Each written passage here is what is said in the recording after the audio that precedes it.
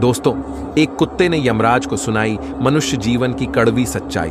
सुनकर आप भी चौंक जाएंगे। इस प्राचीन कथा में हम आपको बताएंगे कि कैसे एक कुत्ता यमलोक पहुंच जाता है और यमराज से शर्त लगाता है, और यमराज उस शर्त में कुत्ते से हार जाते हैं और फिर यमलोक के सारे नियम बदलने पड़ते हैं। इस कथा में हम जानेंगे भगवान विष्णु ने यमराज को मनुष्य जीवन के संबंध में कौन सा महत्वपूर्ण ज्ञान दिया है। तो चलिए दोस्तों, आपका समय बर्बाद न करके कथा को शुरुआत करते हैं। दोस्तों, प्राचीन काल में मध्य देश में एक अत्यंत शोभायमान नगरी थी। उस नगरी में एक धनवान सेठ रहता था। उस सेठ के पास एक लाल रंग का कुत्ता होता है। वह सेठ बहुत लालची और कपटी स्वभाव का होता है, किंतु वह भगवान विष्णु का परम भक्त होता है। वह हमेशा अपने इष्ट देव भगवान विष्णु की पूजा आराधना करता रहता था। फिर एक दिन उस सेठ की भक्ति से प्रसन्न होकर भगवान विष्णु उससे मिलने के लिए पधारते हैं और उसे दर्शन देते हैं और कहते हैं, हे वत्स, मैं तुम्हारी भक्ति से अत्यधिक प्रसन्न हूं। मांगो, तुम्हें जो भी वर चाहिए, तुम्हारी जो भी इच्छा और मनोकामना है, मैं अवश्य पूर्ण करूंगा। वह सेठ भगवान विष्णु से कहता है, हे प्रभु, मैं आपके दर्शन करके धन्य हुआ। प्रभु, मुझे कुछ नहीं चाहिए, मेरे पास आपका दिया हुआ सब कुछ है। फिर वह सेठ एक सादा कागज निकालता है और भगवान विष्णु से कहता है, हे प्रभु, आप इस कागज पर अपने दस्तखत कर दीजिए, ताकि मैं दुनिया के लोगों को भगवान के होने का सबूत दिखा सकूं। आजकल दुनिया में कोई ये मानना ही नहीं चाहता है कि भगवान है। फिर भगवान ने कहा, ठीक है वत्स, लाओ, मैं तुम्हारे कागज पर दस्तखत कर देता हूं। इतना कहकर भगवान विष्णु उस सेठ के कागज पर दस्तखत कर देते हैं और अंतर्ध्यान हो जाते हैं। फिर वह सेठ उस कागज को हमेशा अपनी जेब में ही डालकर रखता था, ताकि वह दूसरों को भगवान के होने का सबूत दिखा सके। फिर कुछ दिनों बाद उस सेठ का वह कुत्ता मर जाता है, जिससे वह सेठ बहुत ही दुखी हो जाता है। सेठ का कुत्ता मृत्यु के बाद यमलोक में जाने लगता है। फिर यमलोक पहुंचने के बाद वह कुत्ता यमराज के सामने आकर खड़ा हो जाता है।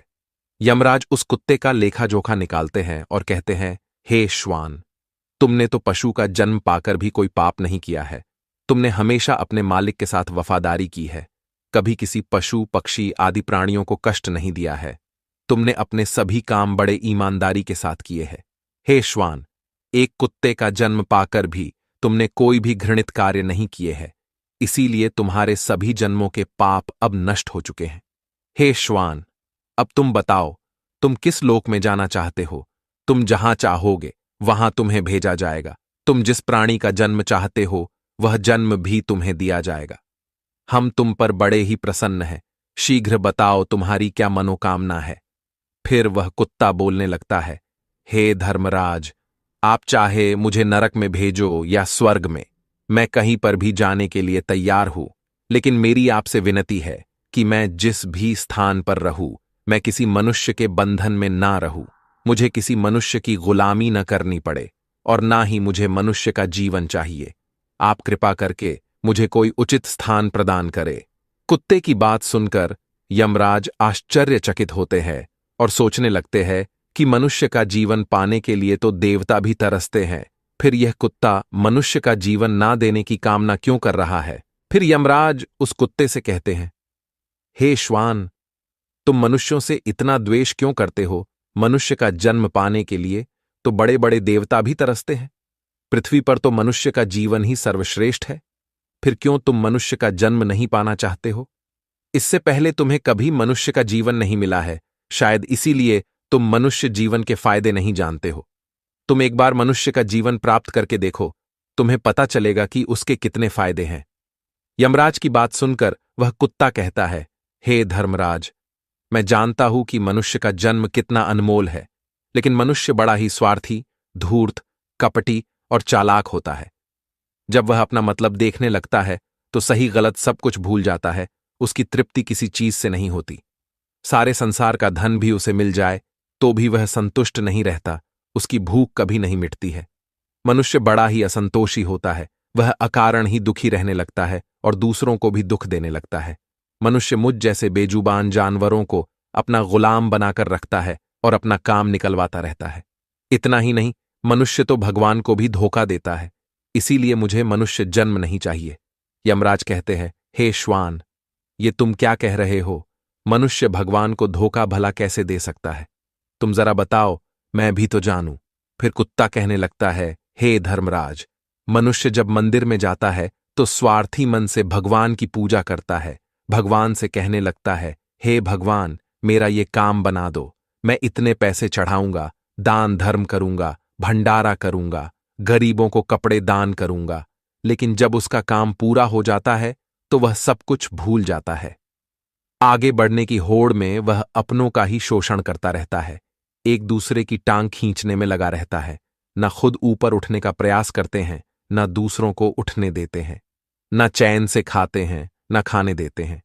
अपना काम बनाने के लिए दूसरों को धोखा देता है। और उसकी धूर्तता तो देखिए, वह भगवान को भी लालच दिखाकर अपना काम बना लेता है। जब काम पूरा होता है तो कहता है, भगवान के पास तो सब कुछ है, मैं उन्हें क्या दे सकता हूं। इस प्रकार से कहकर वो अपनी बात से मुकर जाता है। हे यमराज, इंसानों के बुरे कर्मों को घिनाते गिनाते मैं थक जाऊंगा, किंतु उसके बुरे कर्म समाप्त नहीं होंगे। उसकी चालाकी के आगे तो देवता भी कुछ नहीं है। कुत्ते की बात सुनकर यमराज कहते हैं, हे श्वान, माना कि इंसान बहुत चालाक है, लेकिन वह हम देवताओं को मूर्ख नहीं बना सकता, क्योंकि हमारे यहां जितने भी जीव आते हैं उन्हें हम ही दंड देते हैं। उसने पृथ्वीलोक पर कितनी चालाकी क्यों न की हुई हो, उसे मृत्यु के बाद यही आना पड़ता है। सभी इंसान यहां पर आकर हमारे सामने रोते हैं, माफी मांगने लगते हैं, नरक जाने के भय से और मेरे भयंकर रूप को देखकर थर थर कांपते हैं। सभी मनुष्य हमारे अधीन रहकर ही काम करते हैं। फिर वह कुत्ता बोलता है, हे धर्मराज, आपके पास जितने भी मनुष्य आते हैं वे सब मरे हुए होते हैं। आपका पाला किसी जीवित इंसान से नहीं पड़ा है। यदि आप किसी जीवित मनुष्य को यमलोक लेकर आओगे तब आपको पता चल जाएगा कि जीवित इंसान कितना खतरनाक होता है। उस कुत्ते की बात सुनकर यमराज को आश्चर्य हुआ और गुस्सा भी आ गया। वे सोचने लगे, ये तो हमारे यहां पर आकर हमारा ही अपमान कर रहा है। इस तुच्छ कुत्ते को दिखाना होगा हमारे सामने कोई इंसान कुछ भी नहीं है। इंसानों की चालाकी हमारे सामने नहीं चल सकती। इस बात को साबित करने के लिए यमराज अपने दूतों को बुलाते हैं और कहते हैं, हे दूतों, जाओ और इस कुत्ते के मालिक को जीवित ही उठाकर यमलोक लेकर आ जाओ। हम भी देखते हैं कि जीवित इंसान हमारे सामने क्या चालाकी करता है। अगर यह कुत्ता गलत साबित होता है तो इसे अनेक वर्षों तक नरक में डाला जाएगा। उस कुत्ते को पूरा यकीन था कि एक अकेला जीवित मनुष्य स्वर्ग लोक में खलबली मचा देगा। फिर यम के दूत धरती लोक पर जाते हैं और उस कुत्ते के मालिक को अर्थात उस सेठ को चारपाई के साथ उठाकर यमलोक ले जाने लगते हैं। तभी बीच रास्ते में उस सेठ की नींद खुल जाती है और वह देखता है कि दो अत्यंत हृष्ट पुष्ट सिंगों वाले यमदूत उसे चारपाई के साथ उठाकर यमलोक ले जा रहे होते हैं। वह सेठ उन यमदूतों से पूछने लगता है, हे यमदूत, क्या मेरी मृत्यु नींद में हो चुकी है? तब यमदूत कहने लगते हैं, नहीं मनुष्य, तुम अभी जीवित ही हो। फिर वह सेठ कहता है, फिर आप दोनों मुझे कहां ले जा रहे हैं? मैंने कौन सा पाप किया है? यम के दूत उस सेठ को सारी कहानी बता देते हैं और कहते हैं, तुम्हारे कुत्ते ने यमराज से कहा है कि जीवित मनुष्य बहुत चालाक होता है, इसीलिए इस बात का परीक्षण करने के लिए यमराज ने आपको जीवित ही यमलोक लाने के लिए कहा है। उस सेठ को पूरी बात समझ में आती है और वह कुछ देर तक सोचने लगता है और फिर तुरंत उसकी जेब में रखा हुआ वह कागज निकालता है जिस पर भगवान विष्णु ने दस्तखत किए हुए होते हैं। वह उस कागज पर कुछ लिख देता है और फिर से कागज को अपनी जेब में रख लेता है। यमदूत उस सेठ को लेकर यमराज के दरबार में उपस्थित हो जाते हैं। उस सेठ को देखते ही यमराज जोर जोर से हंसने लगते हैं और सोचने लगते हैं, ये तुच्छ मनुष्य भला मेरा क्या बिगाड़ पाएगा। फिर वह सेठ जाकर यमराज के सामने खड़ा हो जाता है और अपनी जेब से वह कागज निकालकर यमराज को देता है। जब यमराज उस कागज को खोलकर पढ़ने लगते हैं तो वे तुरंत ही सिंहासन से उठकर खड़े हो जाते हैं और उस सेठ को सिंहासन पर बिठाकर खुद उसके स्थान पर खड़े हो जाते हैं, जिसे देखकर यमराज के सभी दूत चौंक जाते हैं, सोचने लगते हैं, यमराज ये क्या कर रहे हैं? एक मानव को अपने सिंहासन पर बिठा रहे हैं। ये जरूर कोई पहुंचा हुआ इंसान लगता है। वह सेठ अब यमपुरी का राजा बन जाता है। यमराज भी उसका आदेश मानने के लिए विवश हो जाते हैं। फिर वह सेठ सिंहासन पर बैठते ही यमलोक के सभी कानून बदल देता है और यमराज को ही यमलोक के द्वार का पहरेदार बना देता है। फिर वह सेठ सोचने लगता है, जब मैं मर जाऊंगा तो मुझे भी यहां पर आना पड़ेगा और मेरे पाप कर्मों के कारण मुझे भी नरक में डाला जाएगा। इसीलिए उस सेठ ने नरक में पड़े सभी प्राणियों को स्वर्ग में डालने का आदेश दिया और नरक का द्वार हमेशा के लिए बंद कर दिया।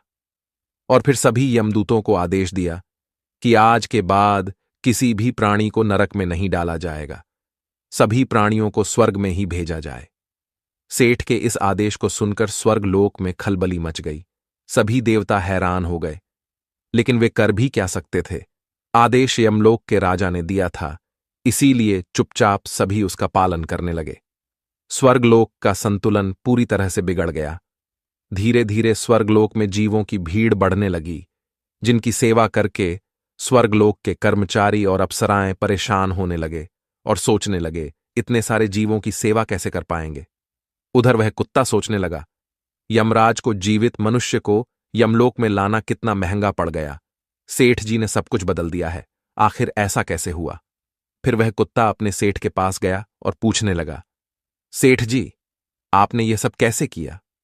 अब तो आप यमलोक के राजा बन गए हैं, अब मैं सारे जीवन आपका दास बनकर रहूंगा। कृपया आप मुझे बताइए कि आपने ये सब कैसे किया। तब उस सेठ ने धीरे से उस कुत्ते के कान में कहा, जब मुझे पता चला कि मुझे जीवित ही यमलोक ले जाया जा रहा है, तो मैंने भगवान विष्णु के दस्तखत किए हुए कागज पर यह लिख दिया कि जिस जीवित मनुष्य को यमराज यमलोक बुला रहे हैं, उसे यमलोक का राजा बना दिया जाए। यही मेरा आदेश है। उस कागज पर भगवान विष्णु के दस्तखत देखकर यमराज को लगा कि यह भगवान विष्णु का ही आदेश है, तो उन्होंने बिना विचार किए ही मुझे यमलोक का राजा बना दिया। सेठ की बात सुनकर वह कुत्ता बहुत खुश हुआ और सोचने लगा, इंसानी दिमाग चाहे जहां भी रहे, खुरापात तो करेगा ही। इधर यमलोक का ऐसा हाल देखकर सभी देवता भगवान विष्णु से मिलने के लिए वैकुंठ चले गए और उन्हें सारी बात बता दी। देवताओं की सहायता करने के लिए भगवान विष्णु तुरंत ही यमपुरी में आ गए, तो उन्होंने देखा कि यमराज यमलोक के द्वार पर पहरा दे रहे हैं। फिर यमराज के सिंहासन पर कौन बैठा है? भगवान विष्णु को देखते ही यमराज उनसे प्रार्थना करने लगे और कहने लगे, हे प्रभु, आपकी यह लीला बड़ी ही विचित्र है। धरती के एक साधारण मनुष्य को आपने यमलोक का राजा बना दिया और मुझे पहरेदार। भगवान विष्णु यमराज से कहते हैं, हे धर्मराज, ये मैंने नहीं किया है, ये तो मनुष्य के चालाक दिमाग का कमाल है। यदि तुम जीवित मनुष्य को यमलोक लेकर आओगे तो यही होगा।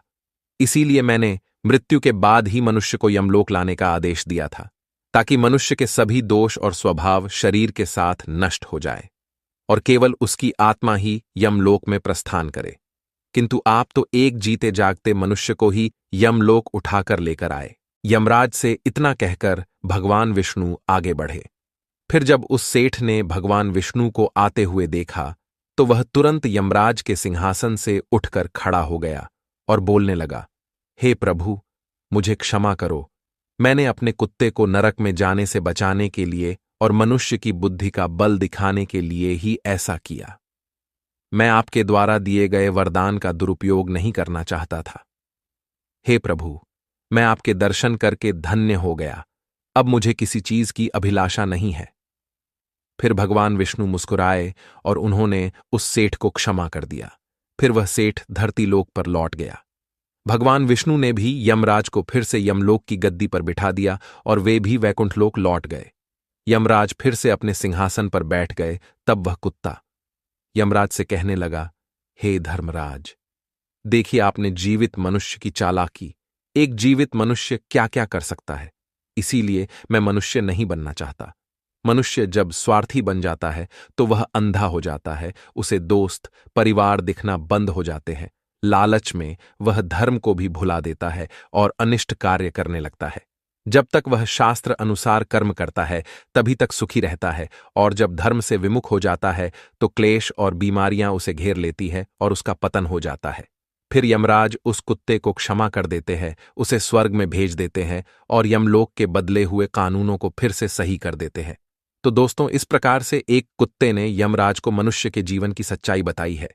ये कथा आपको कैसी लगी कमेंट करके जरूर बताएं। अगर यह जानकारी अच्छी लगी तो वीडियो को लाइक जरूर करें और कमेंट में जय श्री कृष्ण जरूर लिखें।